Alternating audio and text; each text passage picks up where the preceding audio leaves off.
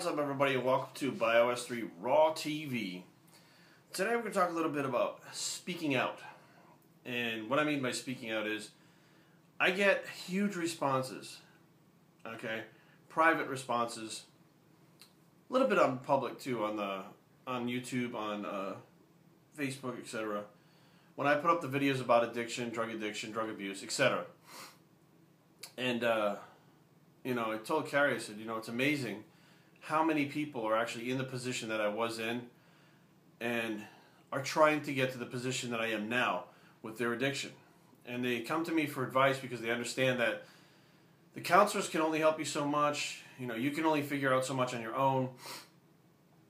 And, once you get to that point where you're past the drug's physiological addiction and the psychological addiction itself, you kind of have a whole new road in front of you that you have to guide and navigate with no help.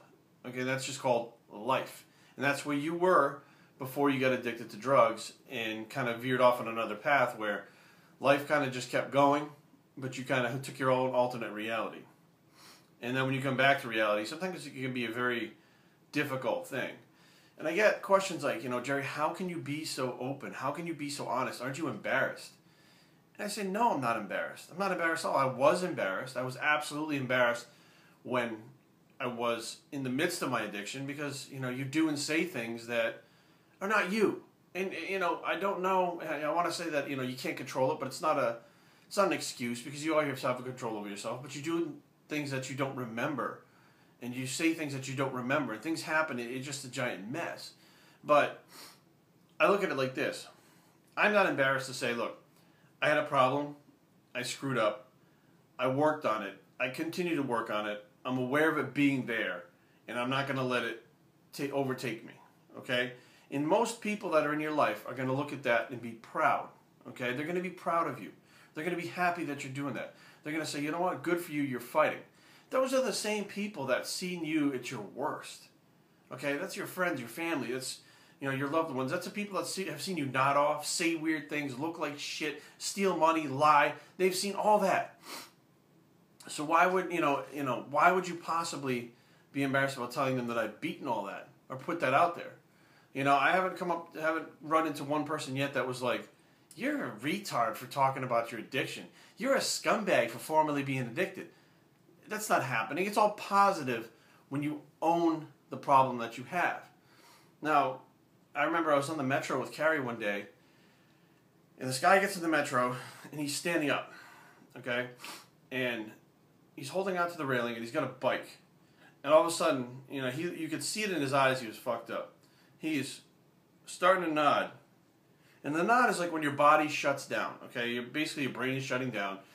And he's like bent over in half, standing up, which is kind of what can happen when you nod.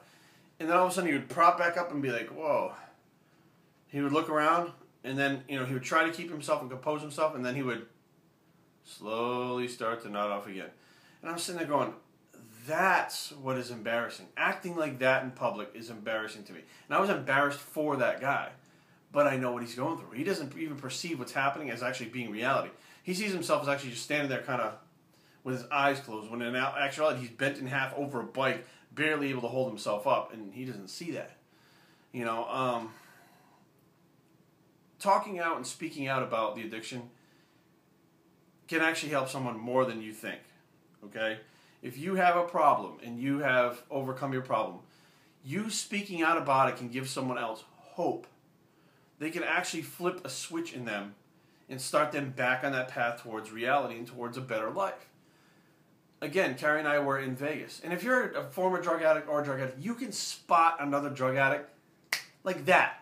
I mean, the signs are just there. Their body language, the way they look, the way they talk, the desperate look in their eyes, all of that stuff identifies a drug user instantly to another drug user or a former drug user. Carrie and I are walking down the street in Vegas at the Olympia. And I don't carry cash on me. Not many people do nowadays. And this kid walks up to us and he comes up with this story. Maybe he's about 23, 24 years old. He didn't look very roughed up or anything, but he wasn't very clean either. And he says, "Hey man, do you have a few, like a quarter or some spare change? I'm trying to get some money to get together to get some soup." or maybe a sandwich. And I'm looking at him, and I can see the desperate look in his eyes. Okay, he's not looking for change for food. He was looking for change for drugs. You can see the withdrawal symptoms, the gray color to the skin, the clammy skin, the desperate look in the eyes, you know, the constant moving around because you feel so awful that you're looking around constantly trying to figure out what the hell is going to happen next. The anxiety that comes with it. And I just felt awful because I didn't have any money to give this kid. And we walked away. I said, sorry, man, I don't have any cash. I'm sorry. We walked away, and I said, you know what? I told Carrie, I said, I wish I had $20 to give to that kid. And she said, why? I said, because I would have told him, look, here's $20. Go get high. Get yourself together. Because one act of kindness like that can completely change someone's life, whether you know it or not. Letting him know that, look, I know this is not for food, but here, you know what? Get yourself well and get started on that path. Rather than people going fucking drug addicts, talking shit to them and stuff, or being like, now this is for food, don't go use it for drugs. Someone just be straight and honest and give a shit about the person, that you just don't want them to be in pain for an hour, that you'll give them money for their addiction. Some people will call it enabling. It's enabling when a family member does it for years. For a stranger on the street to recognize that desperation and say, look, I was right where you are, here's $20, get well, get clean. Can make a huge difference. I had two individuals that I worked with at a club, two girls that worked at the strip club, tell me that I looked like shit one day. Here's two girls that are strippers who have been living that night lifestyle constantly, doing drugs constantly, cocaine habits, tell me you look like shit.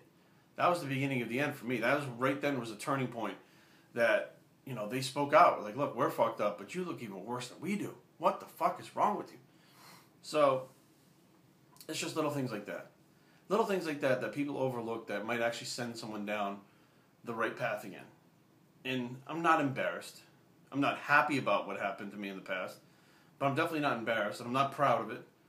But I do know that, you know, there's somebody that's going to watch these videos, and it's going to click, and it's going to help them. And I know this because of the emails that I get. The personal emails from people that are not yet okay to come out and talk about it in person. They're not ready to come out and let the world know, look, I fucked up, I have a problem, this is the deal. But because they can sympathize with me and they can understand that I understand, they let me know, hey, look, I appreciate this, and it's helping, whether you think it or not, it's helping. And the only thing I can say is, guys, when you get well and you're past it, you don't owe it to anyone but yourself to let people know that you're well, that you're good. You were messed up, but you're not now. And that could just be loved ones. It could be doing what I'm doing here. But the bottom line is get the word out there that you are well, and that it is possible that you can go from, you know, being the worst you can possibly be to being okay again. Bios3training@gmail.com. Leave comments down below, but don't fight. www.bios3training.com is the blog, and we're